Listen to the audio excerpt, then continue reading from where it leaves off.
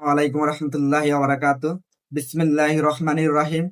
আলহামদুলিল্লাহ, আলহামদুলিল্লাহ, আলহামদুলিল্লাহ।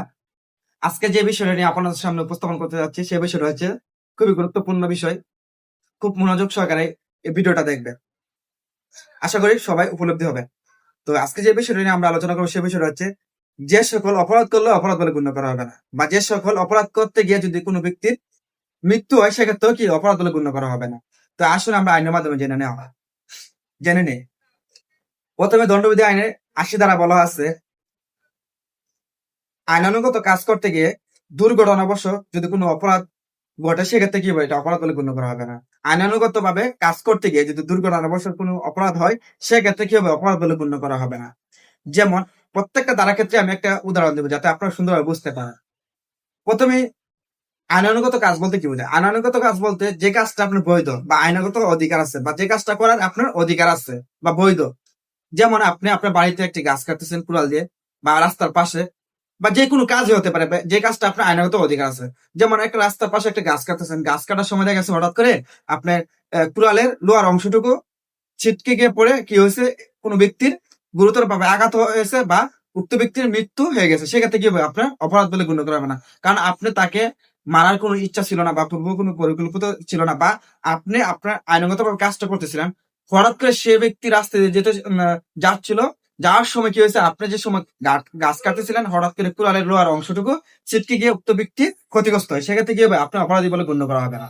মূলত ৮০ দ্বারা এই কথাই বলা হয়েছে। তো ৮১ দ্বারা যে কথা বলা হয়েছে, ৮১ দ্বারা বলা হয়েছে বড় ধরনের ক্ষতির হাত থেকে রক্ষার্থে ছোট ধরনের ক্ষতি করলে কি হবে, অপরাধ বলে গণ্য করা হবে না। যেমন একটা উদাহরণ দিলে আপনি সুন্দরভাবে বুঝতে পারবেন। বড় ধরনের ক্ষতি বলতে কি বোঝায় আর ছোট ক্ষতি কি?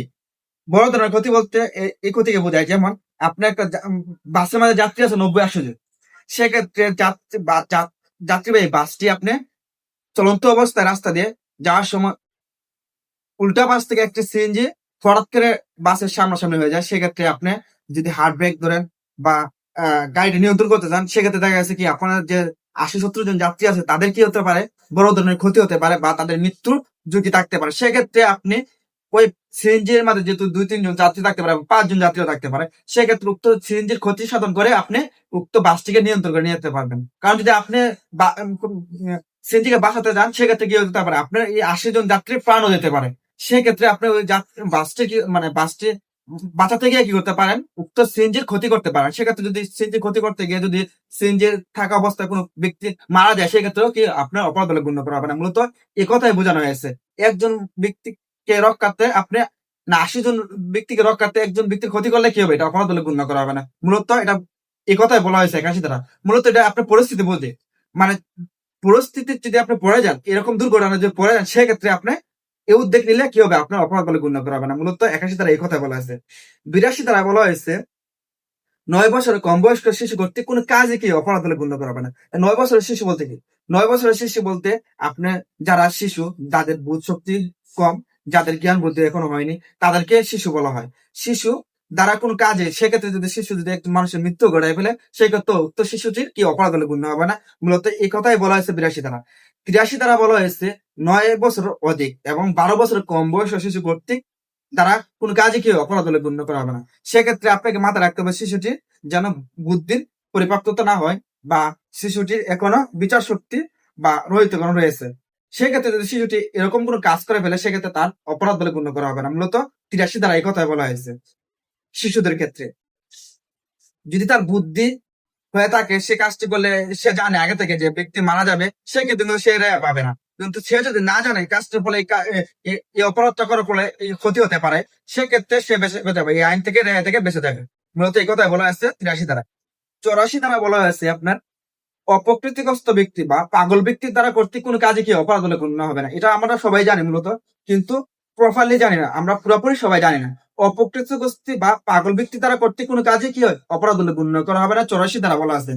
৮৫ দ্বারা বলা আছে এক্ষেত্রে যদি পাগল ব্যক্তি বা অপকৃতগ্রস্ত ব্যক্তি যদি কাউকে মৃত্যু ঘটায় ফেলে, সেক্ষেত্রে তাদের অপরাধ বলে গণ্য করা হবে না। মূলত ৮৪ দ্বারা থেকে তারা রেহাই পাবে। তো ৮৫ দ্বারা বলা আছে অন্যের দ্বারা আসক্ত হয়, অন্যের দ্বারা মানে অন্যের দ্বারা যদি আপনি আসক্ত হয়ে বা নেশাগ্রস্ত হয়ে বা কোনো মেডিসিনের মাধ্যমে আসক্ত হয়ে কোনো ব্যক্তির ক্ষতি করেন, সেক্ষেত্রে এটা অপরাধ বলে গণ্য করা হবে না। কারণ আপনি অনিচ্ছাগত ভাবে অন্যের দ্বারা আসক্ত হয়ে এই কাজটা করছেন, সেক্ষেত্রে এটা অপরাধ বলে গণ্য করা হবে না। আবার ৮৬ দ্বারা বলা হয়েছে যদি আপনি ইচ্ছাকৃতভাবে মদ পান করে বা ইচ্ছাকৃতভাবে এই কাজটা করা যান সেক্ষেত্রে কিন্তু আপনি ৮৫ দ্বারা আইন থেকে রেহাই পাবেন না। মূলত এই কথাই বলা হয়েছে। কিন্তু অনিচ্ছাকৃতভাবে যেটা আপনার ইচ্ছা বাহিরে হতে হবে যে কাজটা করছেন বা অন্যের দ্বারা আসক্ত হতে হবে সেক্ষেত্রে তাইলে আপনি এই অপরাধ থেকে রেহাই পাবেন। এক্ষেত্রে যদি আপনি কোনো ব্যক্তির মৃত্যু ঘটিয়ে ফেলেন বা বড় ধরনের ক্ষতিও করে ফেলেন, এক্ষেত্রে যদি গুরুতর আঘাত করে ফেলেন সেক্ষেত্রে আপনি অপরাধের আওতায় আসবেন। মূলত ৮৫ দ্বারা একথা বলা আছে। আর ৮৬ দ্বারা যদি আপনি ইচ্ছাকৃতভাবে কাজটা করেন তাহলে আপনি এই কাজ থেকে রেহাই পাবেন। তো ৮৭ দ্বারা বলা আছে দণ্ডবিধির আইনে ৮৭ দ্বারা বলা আছে সম্মতি সহকারে প্রাপ্তবয়স্ক ব্যক্তি যদি কোনো খেলায় অংশগ্রহণ করে বা কোনো কাজে অংশগ্রহণ করে সেক্ষেত্রে যদি উক্ত কাজটি করার ফলে যদি কোনো দুর্ঘটনাবশত যদি কোনো ক্ষতি হয় সেক্ষেত্রে কি অপরাধ বলে গণ্য করা হবে না।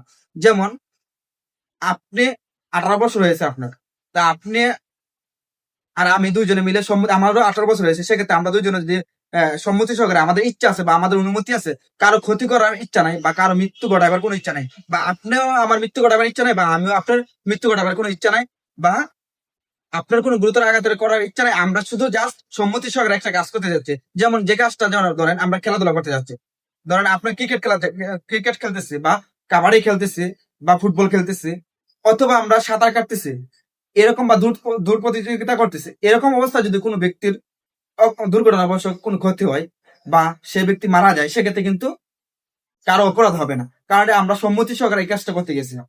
এ কথাই বলা যায় ৮৭ দ্বারা। ৮৮ দ্বারা বলা আছে দণ্ডবিধি আইনের সম্মতি সহকারে কোনো ব্যক্তির উপকার্থে সদ্বিশ্বাসে কর্তৃক কোনো কাজ কি অপরাধ হবে না। এখানে বলা আছে সম্মতি সহকারে সদ্বিশ্বাসে কোনো ব্যক্তির উপকার্থে যদি কোনো কাজ করে সে কাজটা কি অপরাধ বলে গণ্য করা হবে না। এখানে মূলত বলা হয়েছে আপনার অনুমতি আছে এই কাজটা করা। যেমন আমি একটা উদাহরণ দিই, যেমন আপনি হসপিটালে গেলেন, আপনার ধরেন আপনার মানে শারীরিক অবস্থা ভালো না, সেক্ষেত্রে আপনি হসপিটালে যাবেন ডাক্তারের কাছে, ডাক্তার যাওয়ার পরে ডাক্তার আপনার পরীক্ষা নিরীক্ষা বললো যে আপনাকে অপারেশন করাতে হবে, আপনার বড় ধরনের একটা রোগ ধরা পড়ছে, সেক্ষেত্রে যদি ডাক্তার আপনার অপারেশন করার ক্ষেত্রে গিয়ে যদি আপনি মারা যান বা বড় ধরনের একটা দুর্ঘটনা ঘটে যায় সেক্ষেত্রে কি হবে, এটা অপরাধ বলে গণ্য করা হবে না। কারণ ডাক্তারের ইচ্ছা ছিল আপনাকে বাঁচানোর বা আপনাকে উপকার করার, সদ্বিশ্বাসে কিন্তু এই কাজটা করছে, সেক্ষেত্রে যদি আপনার বড় ধরনের কোনো ক্ষতি হয়ে যায় সেক্ষেত্রে ডাক্তারের অপরাধ হবে না। মূলত এক্ষেত্রে যে কোনো কাজ হতে পারে, যদি আপনার সম্মতি সহকারে আপনার উপকারতে কোনো কাজ করা হয় সেক্ষেত্রে এটা অপরাধ বলে গণ্য করা হবে না। ৮৮ দ্বারা এই কথাই বলা আছে। আর 89 দ্বারা বলা আছে অভিভাবকের সম্মতি সহকারে বা অনুমতি সাক্ষেপে যদি কোনো পাগল ব্যক্তি বা শিশু ব্যক্তির উপকারার্থে কোনো কাজ করা হয় সেক্ষেত্রেও এটা অপরাধ বলে গণ্য করা হবে না। সেম ৮৮ ধারার মতোই, কিন্তু এখানে অভিভাবকের সম্মতি হতে হবে, কারণ পাগল ব্যক্তি বা শিশু ব্যক্তির সম্মতি বলে গণ্য করা হবে না। কারণ পাগল ব্যক্তি সে বুঝে না, কারণ তার বোধ শক্তি নেই বা তার জ্ঞান বুদ্ধি নেই যে কাজটা করার ফলে কি হতে পারে বা না হতে পারে। এই কারণে পাগল ব্যক্তির সম্মতি বলে গণ্য করা হয় না, এবং বাচ্চাদের কেও শিশু ব্যক্তিদেরও কি হয় সম্মতি বলে গণ্য করা হয় না। তো এখানে অভিভাবকের সম্মতি সহকারে যদি কোনো কাজ করা হয় সেক্ষেত্রে এটা অপরাধ বলে গণ্য করা হবে না। তো আসলে ৯২ দ্বারা বলা আছে সম্মতি ভীতি রেখে যদি কোনো ব্যক্তির উপকার করতে যান সদ্বিশ্বাসে সেক্ষেত্রে উক্ত কাজটা করার ফলে যদি কোনো ক্ষতি হয় সেক্ষেত্রে অপরাধ বলে গণ্য করা হবে না। তো এখানে সম্মতি ভীতি রেখে বা অনুমতি ব্যতীত যদি কোনো ব্যক্তির উপকারার্থে সদ্বিশ্বাসে কোনো কাজ করেন সেক্ষেত্রে এটা অপরাধ বলে গণ্য করা হবে না। এখানে ৯২ দ্বারা একথা বলা আছে। তো এখন এটা কিভাবে বুঝবেন? উক্ত ব্যক্তির সম্মতি ছাড়া যদি ব্যক্তির উপকার করতে চান এটা কোনভাবে বুঝবেন, কিভাবে বুঝবেন? এই পরিস্থিতি বুঝতে হবে। যেমন আমি একটা উদাহরণ দিই, ধরেন রাস্তায় হঠাৎ করে একটা অ্যাক্সিডেন্ট ঘটে গেছে, সেখানে বাইক অ্যাক্সিডেন্ট করে একজন ব্যক্তি আহত অবস্থায় অজ্ঞান অবস্থায় আছে, সেক্ষেত্রে তার প্রাণ রক্ষার্থে, কারণ সে তো অচেতন অবস্থা আছে, অত তার সাথে কোন তার আত্মীয় স্বজন নাও থাকতে পারে, সেক্ষেত্রে উক্ত ব্যক্তির প্রাণ রক্ষার্থে তাকে বাঁচানোর উদ্দেশ্যে আপনি তাকে হসপিটাল নিয়ে গেলেন, যার পথে সে ব্যক্তি মারা গেল, সেক্ষেত্রে কিন্তু আপনার অপরাধ হবে না, কারণ তার উপকারার্থে আপনি তার অনুমতি ব্যক্তি রেখে তাকে বাঁচানোর উদ্দেশ্যে কিন্তু আপনি তাকে হসপিটাল নিয়ে যাচ্ছিলেন। বা হসপিটাল নেওয়ার পরে যদি সে ব্যক্তি মারা যায় বা তার অপারেশন করার পরে যদি সে ব্যক্তি মারা যায় সেক্ষেত্রে কিন্তু যে ব্যক্তি নিয়ে গেছে সে ব্যক্তির অপরাধ হবে না। এখানে একথাই বলা আছে ৯২ ধারায়।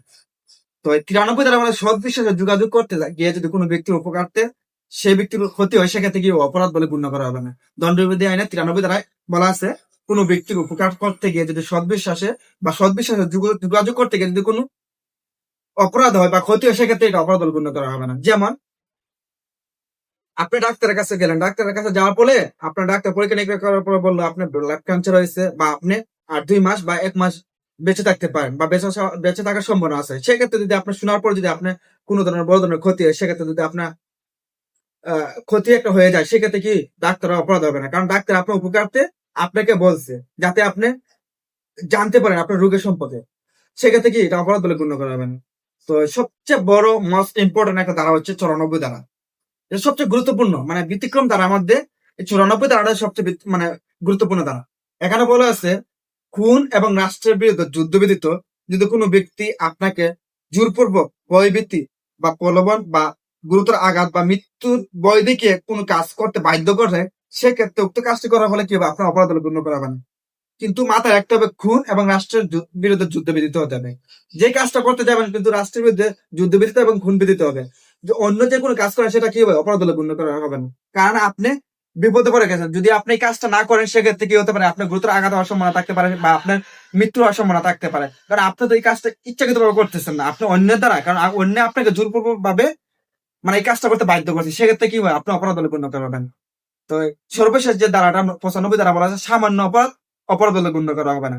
যেমন আপনার রাস্তা দিয়ে হেঁটে যাচ্ছেন, রাস্তার পাশে একটি গাছ থেকে পাতা ছিঁড়ে ফেললেন বা একটা ফল ছিঁড়ে ফেললেন বা কোনো ব্যক্তির সাথে ধাক্কা লাগলো, সেক্ষেত্রে যে আপনার বিরুদ্ধে গিয়ে মামলা করে দিবে বা বড় ধরনের কোনো কিছু করবে, সেক্ষেত্রে এটা অপরাধ বলে গণ্য করা হবে না, কারণ এটা সামান্য অপরাধ।